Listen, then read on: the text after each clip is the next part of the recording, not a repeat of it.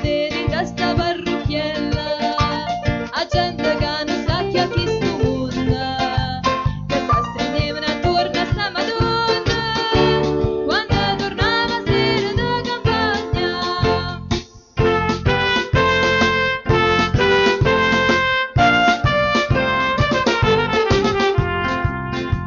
Era una tipa bella, semplice e sincera, un po' di sordo nome e se festa, accontentava pure forestiera e giovane figliola che aveva in testa.